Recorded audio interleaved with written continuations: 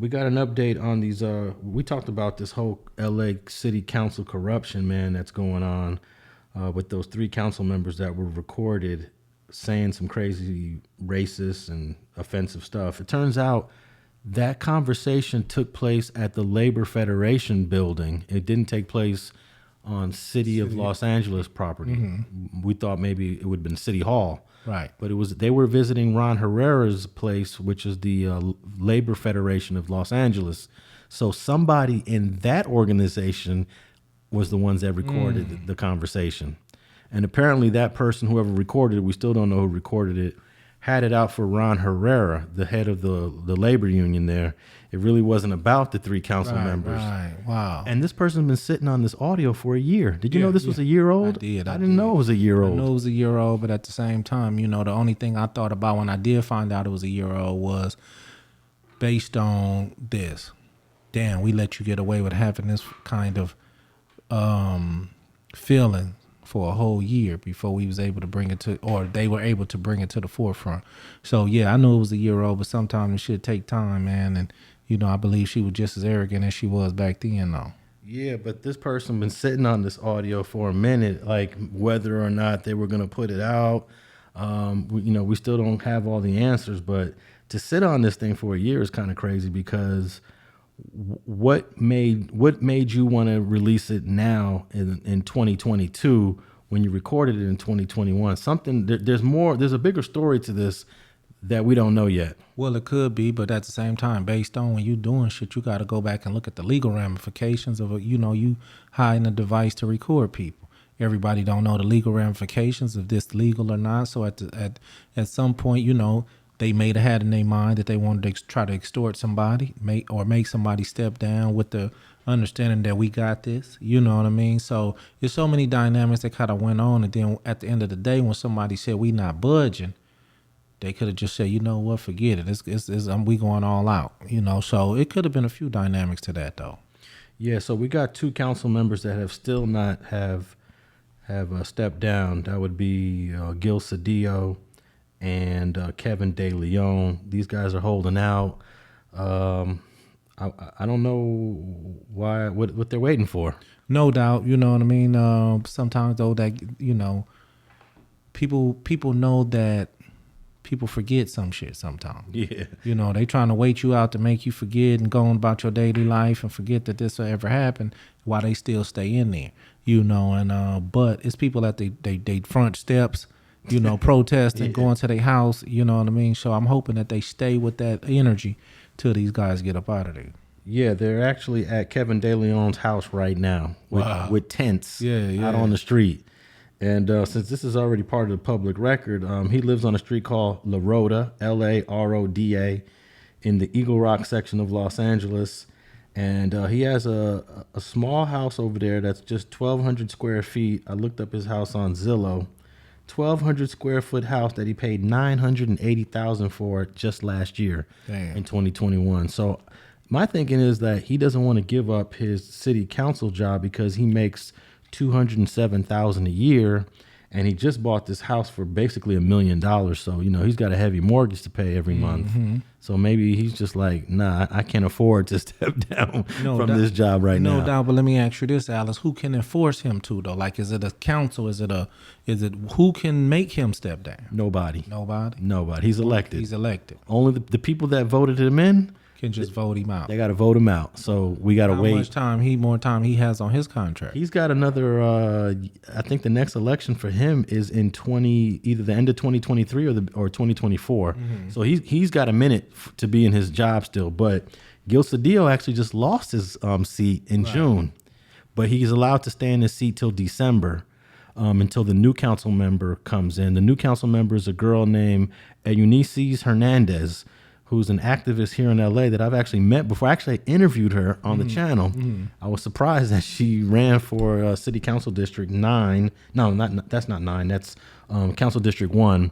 And she beat Gil Cedillo. So he's technically he's on his way out. Right. But still, he could collect the checks up until November then. Yeah, so he actually has 2 more checks. Yeah. And these checks are about what, $17,000 each. No doubt. Let me do the math on that. If I don't know how good your math is, $207,000 a year. What is that a month? You think? I don't know. Divided by 12, man. Yeah.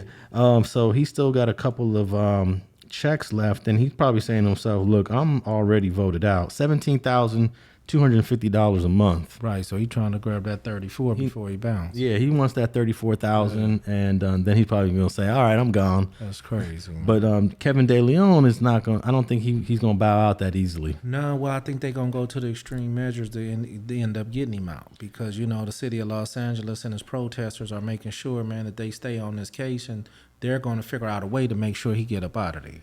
Well, because he's an elected official, it's going to be very difficult. I got a clip here from Mitch O'Farrell, who became the new LA City Council president after Nuri Martinez stepped down, and this is what he had to say on this was NBC News. Let me see here. Let's play this clip. We begin this difficult and heavy meeting by saying that the resignation of Councilwoman Martinez is the right first step, and to also say that Council members Cedillo and DeLeon must follow suit.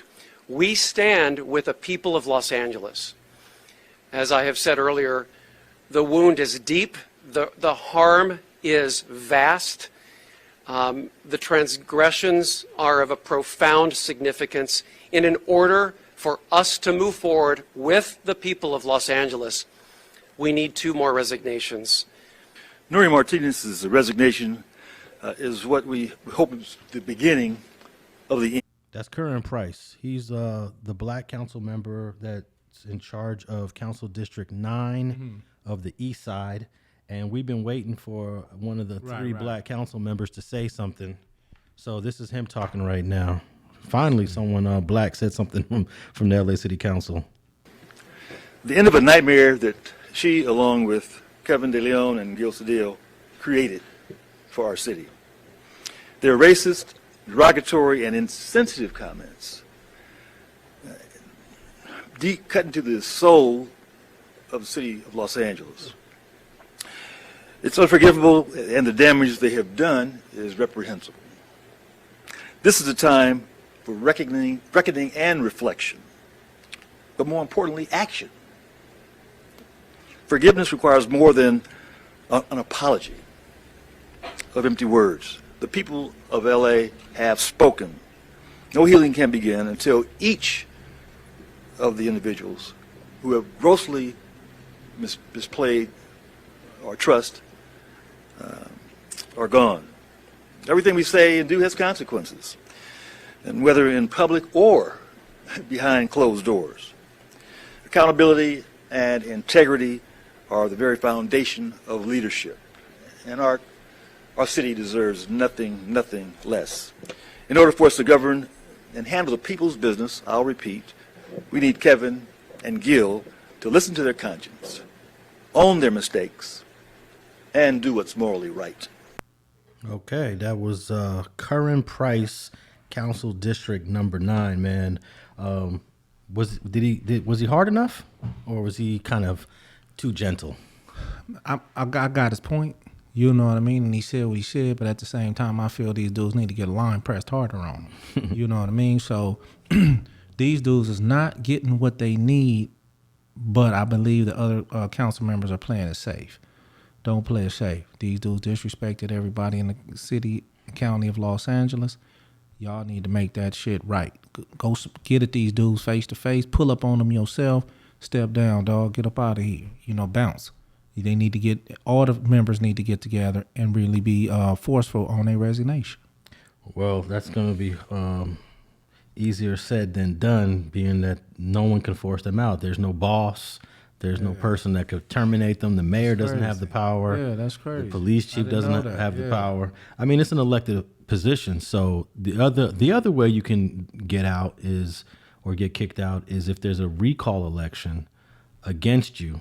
So there's no time to do that for Gil Cedillo, because he's going to be out. You can do it for DeLeon. You can do it for him, and that would be embarrassing, though, to have to put the city through that.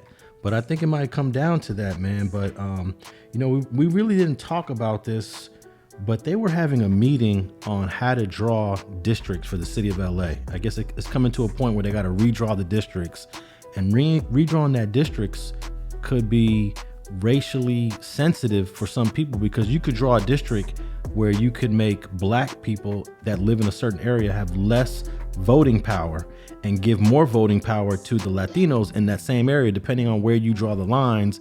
And that's what this whole meeting was about. And no one's really talking about that. We're talking about the stuff they said that was racist. But yo, how are y'all gonna draw the lines for the council districts for the next map that was coming out? Thanks for checking out this short clip of the Streets and Scholars podcast with Alex Alonso and FG. If you want to check out the entire episode, visit your favorite podcast platform. We could be found on Apple Podcasts, Google, Spotify, and iHeart. Just tap in on your cell phone, tablet, computer, or your favorite device, and guaranteed to get at least an hour of this fire content. And thanks for checking out another episode of Streets and Scholars.